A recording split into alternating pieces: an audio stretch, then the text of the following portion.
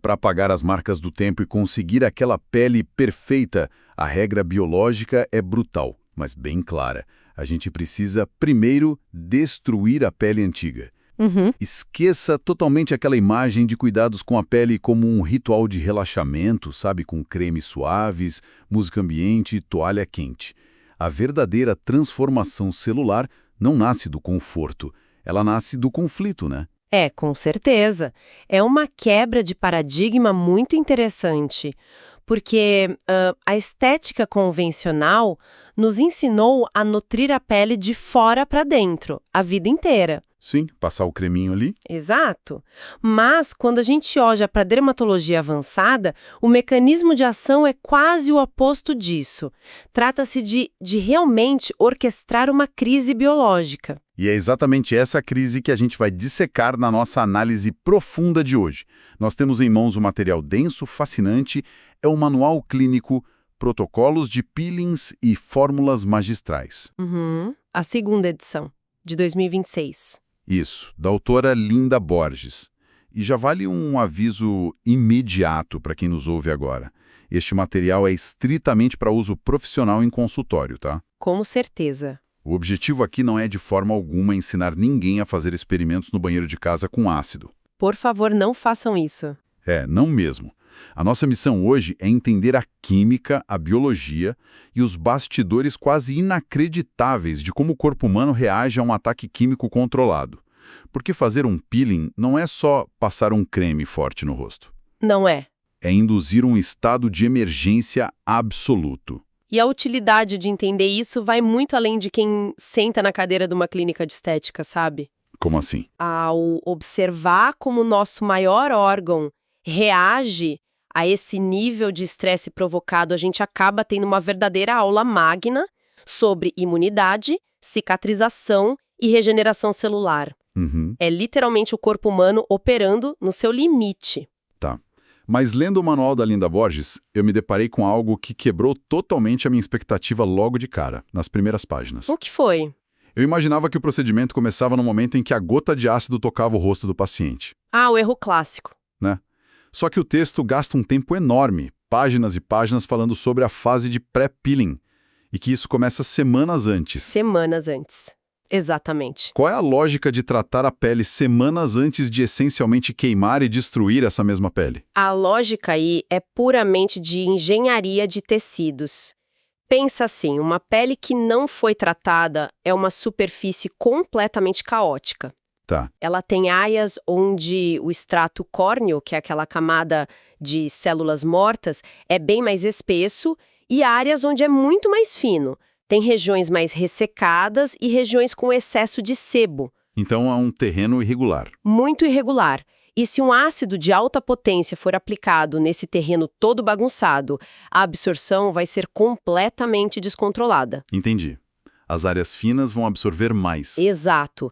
As áreas mais finas ou as que já estão comprometidas vão absorver o ácido rápido demais, e isso resulta numa lesão profunda e indesejada, Nossa. enquanto as áreas mais espessas mal vão ser afetadas. Então não é como aquela velha analogia de preparar a parede antes de pintar, que a gente escuta o tempo todo. Não, não é tão simples. Tá mais para preparar o solo antes de um plantio agrícola pesado. Você precisa arar a terra, equilibrar o pH e garantir que a irrigação seja uniforme, senão a semente morre, né? É uma ótima analogia. O manual cita o uso de fórmulas pré-peeling com ingredientes bem específicos para isso, como o ácido lático e o DMAE. Como que isso ara o solo da pele? Olha, o ácido lático, por exemplo, ele é um alfa-hidroxiácido maior. Isso significa que ele penetra devagar. Ele é mais lento. Isso. Mas a grande sacada dele não é apenas esfoliar de forma suave a superfície. Ele é um umectante natural. O que isso quer dizer na prática? Quer dizer que ele puxa a umidade para dentro das células superficiais. Ele hidrata enquanto esfolia. Ah, entendi. E o DMAE? Já o DMAE, ou dimetilaminoetanol, atua de uma forma bem diferente. Ele age estimulando a produção de acetilcolina. Que é um neurotransmissor. Exato, um neurotransmissor que melhora o tônus muscular e a firmeza da estrutura logo abaixo da pele. Então você está literalmente fortalecendo a fundação e hidratando a superfície para que ela suporte o trauma que está por vir. Certo, fisicamente faz todo o sentido do mundo. Uhum. Mas o manual insiste muito que essa preparação também tem que ser psicológica e clínica. E aqui eu preciso confessar. Eu achei que a autora deu uma exagerada. Por que você achou isso? Uma das orientações da anamnese, que é aquela entrevista médica inicial, é mapear se o paciente fuma. Ah, o tabagismo. Sinceramente, por que a capacidade pulmonar ou o hábito de fumar de alguém importa para um ácido que vai ser passado na bochecha da pessoa? Importa de forma absoluta. Sério? Muito sério. Porque a cicatrização de um peeling médio ou profundo não acontece na superfície. Ela é sustentada de dentro para fora através da nossa rede vascular. Tá, e o cigarro atrapalha isso? Atrapalha demais. A nicotina e as toxinas do cigarro causam o que chamamos de vasoconstrição sistêmica. Elas estreitam os vasos. Exato. Elas estreitam o calibre dos vasos sanguíneos no corpo inteiro. E isso inclui, obviamente, os microcapilares do rosto. Aí, se o vaso sanguíneo está estreito, não chega sangue direito na área que foi ferida pelo ácido. Perfeito. Quando o ácido destrói o tecido, a pele vai precisar de um aporte massivo de oxigênio, de plaquetas e de nutrientes para reconstruir toda a matriz de colágeno. E se a pessoa fuma? Se a pessoa fuma, esse fluxo sanguíneo está severamente comprometido. O tecido pode literalmente sofrer necrose. A cicatrização atrasa enormemente e o risco de uma infecção oportunista dispara. Nossa, necrose no rosto, que loucura. É por isso que o manual é tão rigoroso com o pré-peeling. Não é só estética, a gente está falando de medicina intervencionista. Certo. Então, depois que o solo está perfeitamente nivelado, o fluxo sanguíneo está adequado e o psicológico está alinhado com os dias de vermelhidão e descamação que virão, chega a hora do ataque. A hora da verdade. Pois é. E a seção que detalha o arsenal químico é extensa. É uma química muito direcionada. Sim, super detalhada. O manual cruza o problema específico da pele com o tipo de ácido ideal. E eu queria focar em dois que são super populares para quem nos escuta, mas parecem agir de formas meio opostas: o ácido glicólico e o ácido salicílico. Ah, os clássicos. Como o profissional escolhe entre eles? Qual é a regra? A escolha aí reside basicamente na estrutura molecular deles e na forma como cada um interage com a água e com a gordura. Tá, explica isso. O ácido glicólico, que é derivado da cana-de-açúcar, é um alfa-hidroxiácido, ou AHA. A principal característica dele é que ele é hidrossolúvel. Ou seja, ele tem afinidade com a água. Isso, ele se dissolve na água. Então ele atua mais na superfície, já que a nossa pele tem aquela camada de gordura que bloqueia a água. Perfeito, você pegou o ponto. Ele age na superfície, dissolvendo o, digamos, cimento intercelular, aquele cimento que gruda as células mortas no topo da pele. Entendi. Ele é excelente para varrer aquela camada opaca, melhorar a textura geral e tratar linhas finas de expressão. E o salicílico? Bom, se o problema do paciente for uma acne severa, com aqueles poros entupidos de sebo e muita inflamação profunda, o ácido glicólico não vai ajudar tanto, porque ele não consegue entrar naquele poro cheio de óleo. A água e o óleo não se misturam. Faz sentido. Aí entra o salicílico. Exato, que é um beta-hidroxiácido. O salicílico é lipossolúvel. Ele ama a gordura. Ele ama gordura. Então, quando ele é aplicado, ele ignora a água da superfície e mergulha direto dentro do folículo piloso que está lá cheio de sebo. Caramba! Ele literalmente derrete aquela rolha de gordura e queratina lá dentro, desobstruindo o poro de dentro para fora. E ainda tem função anti-inflamatória, né? Sim, naturalmente. Então, é uma abordagem química que é totalmente guiada pelo meio no qual a substância consegue viajar, a água ou óleo. Isso é engenharia química pura. Mas olha só, aqui que eu fiquei genuinamente confuso com o material da Linda Borges. Por quê? A gente acabou de falar sobre ácidos sintetizados em laboratório que desentopem poros e dissolvem células com uma precisão matemática. Uhum. Mas logo na página seguinte, o manual dedica um capítulo inteiro a enzimas de frutas. Ah, os enzimáticos. Sim, mamão, abacaxi, figo. Eu juro, eu tive a impressão de estar lendo uma receita de salada de frutas no meio de um livro de química avançada. Pode parecer estranho mesmo. Se a gente tem ferramentas tão potentes e precisas como o glicólico e salicílico Por que usar enzimas de abóbora? É que a biologia nem sempre aceita a força bruta, sabe? Principalmente quando a gente está falando de cor de pele. Cor da pele influencia na química? Totalmente. A resposta para o uso dessas enzimas de frutas está na escala de fototipos de Fitzpatrick. É uma escala que classifica a pele de 1 a 6 com base na quantidade de melanina. Tá. Os fototipos mais altos são as peles mais escuras. Isso. Os fototipos 5 e 6 correspondem às peles mais escuras. E a biologia dos melanócitos nessas peles é incrivelmente reativa. Melanócitos são aquelas células que fabricam a melanina, né? O pigmento que dá cor à pele e que protege a gente da radiação solar. Exatamente. Pense no melanócito como um polvo. Um polvo. Como assim? Imagina um polvo lá na pele. Quando ele percebe uma ameaça grave, seja uma radiação solar muito intensa do meio-dia ou uma queimadura química agressiva provocada por um ácido, o instinto de sobrevivência dele é disparar tinta. Ah, produzir muita melanina. Sim, produzir uma quantidade massiva de melanina para criar um escudo rápido. Então, se você aplica um ácido agressivo em uma pele de fototipo 6, você gera uma inflamação aguda para forçar a descamação, certo? Certo. E aí o polvo acorda. O melanócito entra em pânico. O resultado é o que chamamos de hiperpigmentação pós-inflamatória. A pele cicatriza, mas fica com manchas escuras severas e muitas vezes permanentes. Caramba, o tratamento vira o próprio problema. Exato.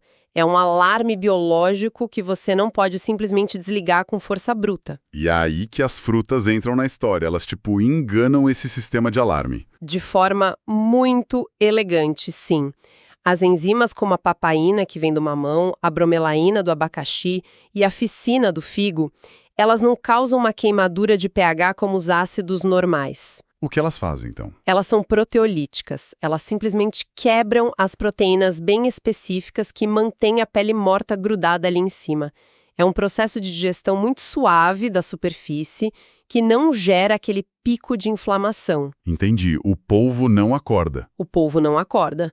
A pele morta vai embora, a renovação acontece, mas o sistema imunológico não entende aquilo como um ataque agressivo. Nossa, é uma diplomacia bioquímica, né? Ao invés de arrombar a porta com ácido, a enzima vai lá e abre a fechadura de mansinho. Perfeita analogia. Mas, seguindo a lógica do manual, o que acontece quando a diplomacia falha e o profissional quer deliberadamente causar um trauma maciço? Aí a gente muda completamente de nível. Porque a sessão seguinte me assustou um pouco. A gente entra no terreno dos peelings médios e profundos. E o texto descreve o uso do ácido tricloroacético, o famoso ATA. O ATA é bem conhecido. O manual diz que quando o ATA é aplicado em concentrações mais altas, a pele não fica só vermelha. Ela desenvolve um fenômeno chamado frosting, que se traduz literalmente como geada. O famoso frosting. A pessoa fica com o rosto branco, como a neve, instantaneamente. Eu li isso e pensei, a gente está congelando a pele com química? O que é esse branco, afinal? É uma reação incrivelmente visual e assusta quem vê pela primeira vez, mas não tem absolutamente nada a ver com frio ou ressecamento. Não. Não. O que está acontecendo ali é um processo chamado de desnaturação e coagulação das proteínas da pele. Desnaturação. Tá, traduz isso para mim. A melhor forma de visualizar isso é pensar num ovo cru. Um ovo? Isso. A clara do ovo cru, ela é transparente e bem fluida, certo? Sim. Isso acontece porque as proteínas ali dentro têm uma estrutura tridimensional específica. Mas, quando você joga essa clara numa frigideira quente a temperatura alta, quebra essas estruturas e as proteínas se emaranham e coagulam. E a clara fica sólida e branca. Instantaneamente. O ácido tricloroacético faz exatamente a mesma coisa na pele, só que usando um pH extremo no lugar do calor. Meu Deus! As proteínas das células da pele coagulam no exato momento em que o ácido toca nelas. Esse branco da pele é literalmente a proteína celular cozida quimicamente. Deixa eu ver se eu absorvi isso direito. O rosto da pessoa está, na prática, passando pelo mesmo processo químico de uma clara de ovo fritando. Bioquimicamente falando, sim. Nossa! É forte, mas é um parâmetro clínico vital. Como assim vital? Porque, diferente de outros ácidos que continuam afundando e derretendo a pele indefinidamente se você não limpar, o processo de coagular a proteína consome energia reativa do ATA. Ele se autoneutraliza ao destruir camada de proteína. Ah, então ele meio que cria um freio para si mesmo. Exato. Então o profissional usa o nível dessa geada, desse frost, para medir a profundidade do dano. Entendi. Um frost em pontos esparsos indica que apenas a epiderme, que é a camada mais superficial, foi atingida. Agora, um frost muito denso e totalmente branco significa que o ácido destruiu toda a epiderme e já alcançou a derme papilar, lá no fundo. É de uma precisão cirúrgica, né? Totalmente. Mas o ATA não é o limite desse manual. E isso me levou a uma das partes mais extremas do texto. Eu encontrei a menção à fórmula bônus, o peeling de fenol light. Ah, o fenol. E as contraindicações listadas ali me deixaram de queixo caído. O texto proíbe categoricamente o uso em pacientes com arritmias cardíacas, doenças renais ou hepáticas. Uhum. Sinceramente, por que um procedimento na pele do rosto de alguém pode causar um ataque cardíaco? Porque o fenol quebra a principal regra dos peelings, que é o tratamento fica apenas na pele. Ele não fica. Não. Ele é uma molécula tão pequena e tão agressiva que permeia os tecidos mais profundos e cai diretamente na corrente sanguínea da pessoa. Ele viaja pelo corpo inteiro. Exatamente. Ele passa a ser um problema sistêmico.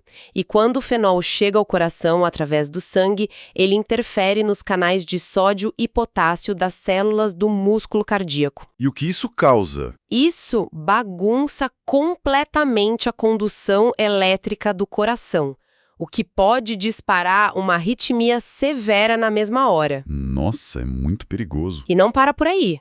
Uma vez que o fenol está no sangue, o corpo precisa se livrar dessa toxina o mais rápido possível. E quem faz a filtragem são os rins e o fígado. Perfeito. Se a pessoa tiver um rim que não filtra 100%, o fenol se acumula no sangue até atingir níveis literalmente letais. Fazer um peeling de fenol exige exames de sangue muito detalhados e, dependendo da concentração, até monitoramento cardíaco por eletrocardiograma durante o próprio procedimento. Isso coloca tudo em perspectiva. A gente está falando de induzir uma necrose tecidual severa, desnaturar proteínas ao ponto de o rosto fritar e ficar branco e injetar um risco de toxicidade sistêmica no sangue. É um nível hospitalar de intervenção. Pois é. O trauma está feito, a bomba explodiu, e isso nos leva diretamente para a fase crucial que o manual da Linda Borges chama de o resgate. A fase mais importante. Porque eu imagino que a pele da pessoa, nesse momento exato, seja uma zona de desastre biológico, né? Com certeza. O procedimento na clínica dura lá seus 15, 20 minutos, mas o resgate e a cicatrização vão ditar os próximos meses da vida daquela pessoa. E o que acontece se der errado aí? Se você abandonar a pele nesse estado crítico, o corpo vai entrar num loop de inflamação crônica, gerando infecções seríssimas e cicatrizes deformantes. É preciso agir muito rápido. E a primeira coisa em muitos protocolos é desativar a reação química. O manual fala muito sobre isso com o ácido glicólico. Sim, o tempo de exposição é cronometrado. Ele diz que no minuto exato que o tempo programado acaba, o profissional precisa espalhar uma solução de bicarbonato de sódio no rosto do paciente. E isso me lembrou uma aula básica de química do colégio. Reação de neutralização. Exato. Aplicar uma base forte para neutralizar um ácido forte. O bicarbonato reage com o ácido, gera água e sal na superfície e corta a ação dele na mesma hora. É exatamente isso o mecanismo. Tá, e depois que o ácido está neutralizado, como você convence o corpo a não entrar em pânico total? O rosto acabou de ser queimado. É aí que entra uma modulação farmacológica pesada. Remédio mesmo. Remédio forte. O manual detalha o uso de corticosteroides orais, como a prednisona. Que é um anti-inflamatório esteroide. Sim, um imunossupressor bem potente. A lógica aqui é que a inflamação natural do corpo, que normalmente seria ótima para curar um cortezinho no dedo, é exagerada demais no caso de um peeling profundo. O corpo não sabe lidar com a extensão do dano. Exato. E se o corpo inflamar solto, sem controle, aqueles melanócitos, os polvos, entram em pânico e a pele enche de manchas definitivas. Entendi. Então a prednisona deprime temporariamente o sistema imunológico da pessoa para que a cura aconteça de uma forma bem silenciosa e invisível por dentro. É como colocar um silenciador naquele sistema de alarme que a gente mencionou antes. Perfeito, um silenciador químico. E topicamente, no rosto em si. A lista de substâncias no livro é gigantesca. É um arsenal tópico para proteção. Tem gés com óxido de zinco que faz uma barreira física grossa. Alfa-bisabolol, que é extraído da camomila para acalmar a vermelhidão. Uhum. Mas teve um ingrediente que me chamou muita atenção lá no meio. Um negócio chamado drealine. O texto menciona que ele é derivado de levedura. O que fungos estão fazendo numa pele recém-queimada por ácido? O drealine é fantástico, na verdade. Ele é rico em beta-glucanos, que são extraídos lá das paredes celulares da levedura de padeiro mesmo. Tá, e o que eles fazem? Quando aplicados na pele muito machucada, esses beta-glucanos se ligam a receptores bem específicos das nossas células imunológicas locais, os macrófagos. Certo. E eles enganam esse macrófago. Eles ativam a resposta de reparação do tecido e estimulam a síntese de colágeno muito mais rápido do que o corpo faria sozinho. Você está hackeando a velocidade da cicatrização da pele. Exatamente. Hackeando as células de defesa. Incrível. Agora, olha só, se os tratamentos tópicos já parecem meio que ficção científica, a seção sobre manutenção a longo prazo tem um detalhe que me fez ler a página 2 vezes. Sobre a proteção solar? Isso. O manual recomenda veementemente uma fórmula protetora UV oral, mas quando você olha lá a composição, não são antioxidantes comuns, são bilhões de unidades de bactérias vivas. Os probióticos. Sim, probióticos, Lactobacillus johnsoni, Lactobacillus rhamnosus. Tomar bactérias no estômago para proteger a pele do rosto contra os raios ultravioleta do sol. É difícil de acreditar à primeira vista. Deixa eu ver se eu entendi a biologia da coisa. Como que o meu intestino afeta uma queimadura solar no meu rosto? Essa é, sem dúvida, a fronteira mais moderna da dermatologia.